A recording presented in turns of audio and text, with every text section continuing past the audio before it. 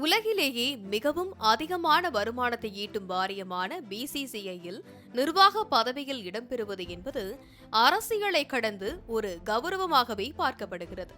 சர்வதேச போட்டிகள் முதல் உள்ளூர் வரையிலான போட்டிகளுக்கு வீரர்கள் தேர்வு, பயிற்சியாளர் நியமனம் என பலவற்றையும் முடிவு செய்வது பிசிசிஐயின் நிர்வாக குழுதான்.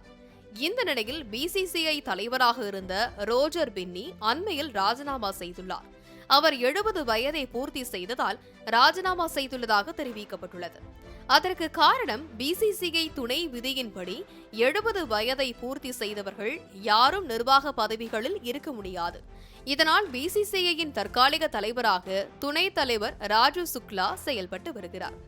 இந்த சூழலில்தான் பிசிசிஐ தலைவராக 52 வயதாகும் சச்சின் டெண்டுல்கர் தேர்வு செய்யப்பட உள்ளதாக தகவல் பரவியது. பிசிசிஐ தலைவர் பதவிக்கு முன்னாள் கிரிக்கெட் வீரர்கள் வரிசையில் சௌரவ் கங்குலி பிறகு சச்சின் தேர்வு செய்யப்பட உள்ளதாக தகவல் பரவியதால் அவரது ரசிகர்கள் உற்சாகமடைந்தனர்.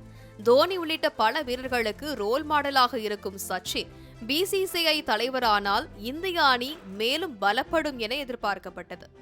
இந்த நிலையில் சச்சின் டெண்டுல்கர் தரப்பு இந்த தகவலை திட்டவட்டமாக மறுத்துள்ளது. இது தொடர்பாக சச்சினின் எஸ்ஆர்டி ஸ்போர்ட்ஸ் மேலாண்மை நிறுவனம் வெளியிட்டுள்ள அறிக்கையில் பிசிசிஐ தலைவர் பதவிக்கு சச்சின் டெண்டுல்கரின் பெயர் பரிந்துரைக்கப்பட்டுள்ளதாக தகவல் பரவி வருவதாக எங்கள் கவனத்துக்கு வந்துள்ளது. அத்தகைய முன்னேற்றம் எதுவும் ஏற்படவில்லை என்பதை நாங்கள் திட்டவட்டமாக கூற விரும்புகிறோம் என குறிப்பிடப்பட்டுள்ளது. இது ஒருபுறம் இருக்க, பிசிசிஐ தலைவர் பதவிக்கு துணைத் தலைவராக உள்ள ராஜு சுக்லா போட்டியிடுவார் எனவும் கூறப்படுகிறது.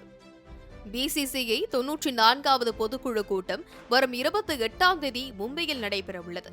அந்த கூட்டத்தின் முடிவில் தலைவர் உள்ளிட்ட நிர்வாகிகள் தேர்வு செய்யப்பட உள்ளது குறிப்பிடத்தக்கது.